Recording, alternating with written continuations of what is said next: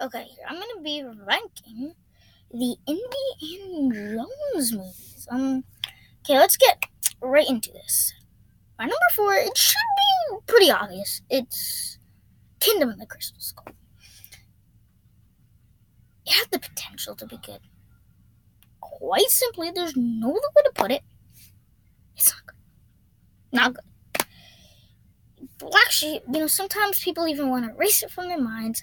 I don't even care. I just cast that aside. So many bad decisions just went down in this movie. Clearly George Lucas had a set mind, and I think George Lucas did get what he wanted. It was just not what we wanted. I said this. I'm talking about this. This is kind of when I feel Attack of Clones. I'm gonna make this analogy. I think the prequels went the way George wanted. I don't necessarily think it went 100% how the fans want. Same thing here. Same concept. Same idea. How it didn't really go the way we wanted. It went so many different turns, so many different places, so many unrealistic things. And one of the biggest things about Indiana Jones is that it's realistic, and that's something the fourth movie definitely missed. Now, these three movies are, like I said, I do want to rank the trilogies, but some of my trilogies that I've watched, but it doesn't really matter. This movie is one of this three movies are the definitive action adventure movie. You know, you got a good trilogy. I'm calling it trilogy. King Christopher came out years later, but I'm talking about the fact that this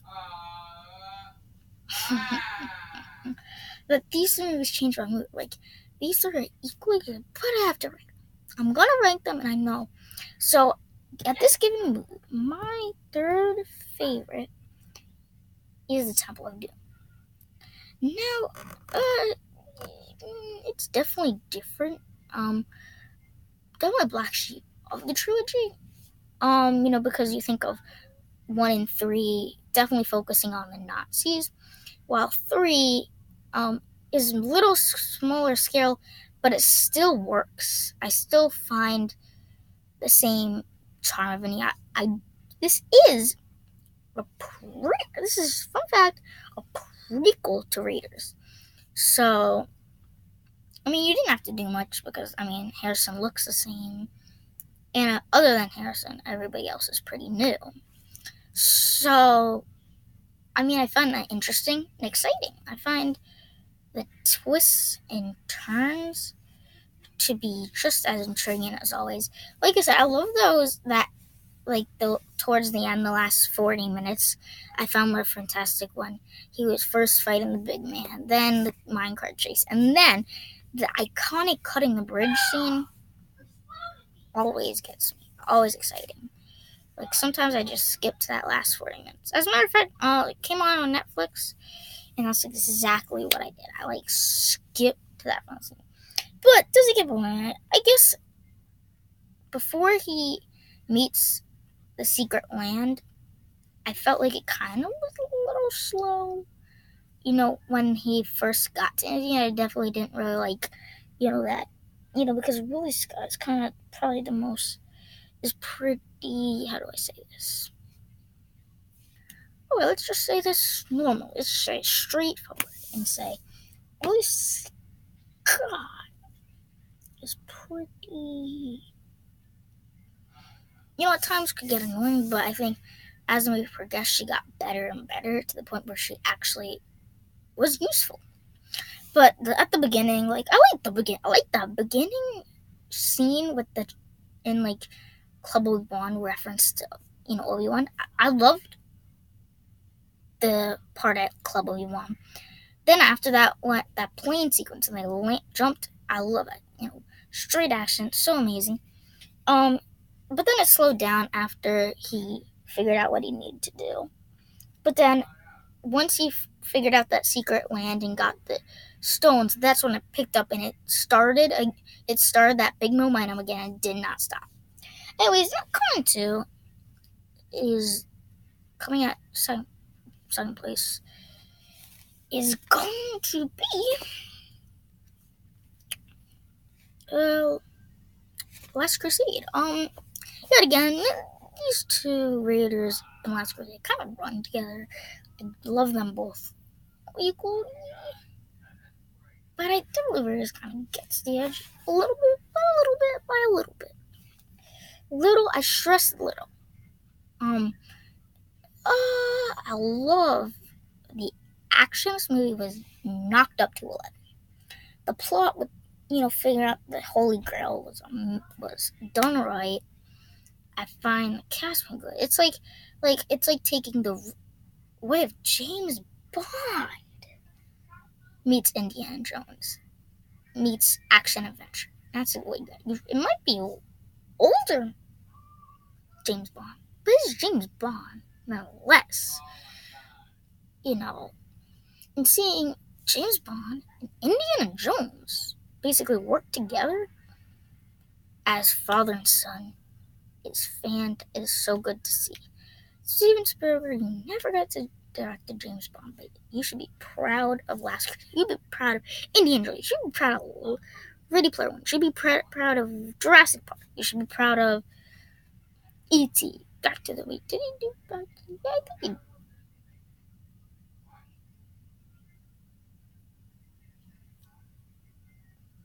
Back to the Future.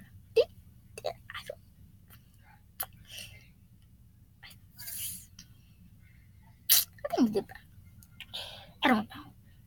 I don't know if he did Back to the Future. I think he did. But it doesn't matter. He has so much work to be proud of. So many things he's done.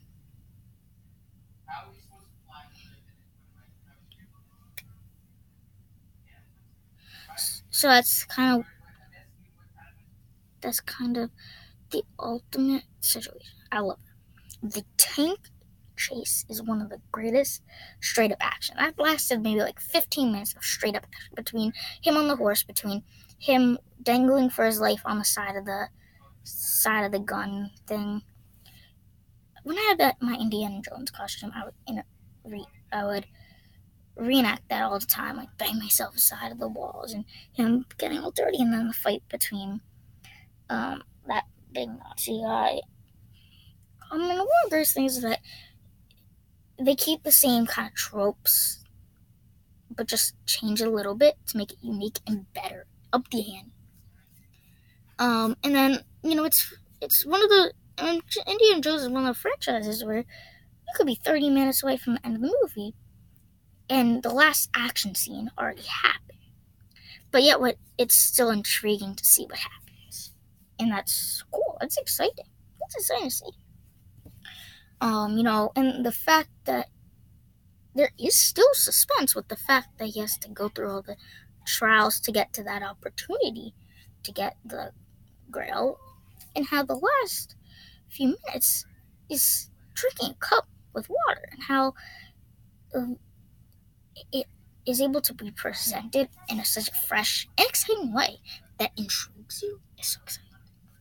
So that's number 2. Number 1, Raiders of the Lost Ark. This is, in my opinion, the definitive action adventure.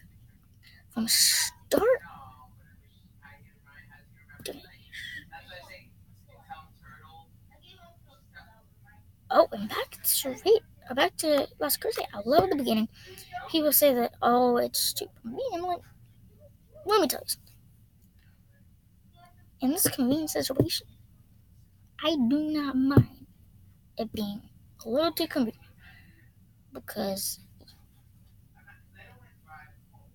I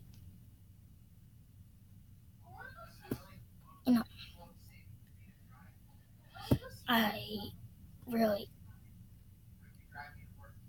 enjoy,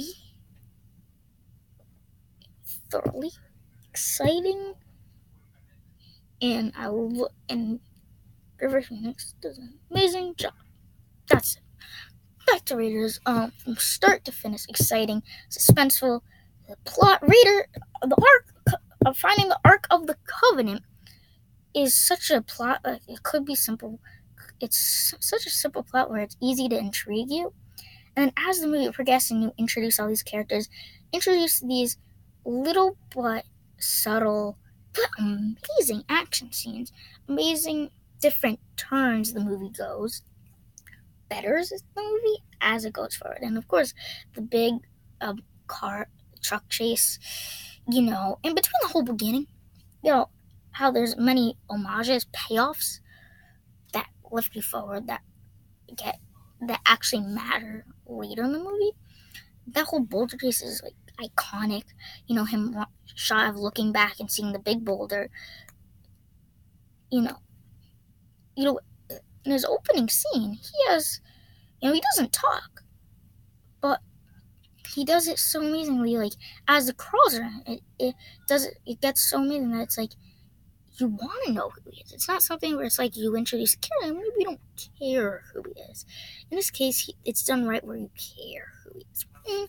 That's kind of my ranking of the Indiana Jones movies. Like I said, all four are fantastic films, and I'm excited. I've heard that there's a fifth one in the making. I don't know if Ford's gonna be up to it. I feel like I think he likes being Indiana Jones more than he likes being Han Solo. Maybe because he's starring, maybe because he likes the more grounded movies. I don't really know. But, that's been in the talks for years. I don't really think they're going to pick it up. I just don't. I think it's something that if you wanted to do that, it feels like it's way past its prime in every way. And that's kind of where I'm going to leave you off with a kind of cliffhanger.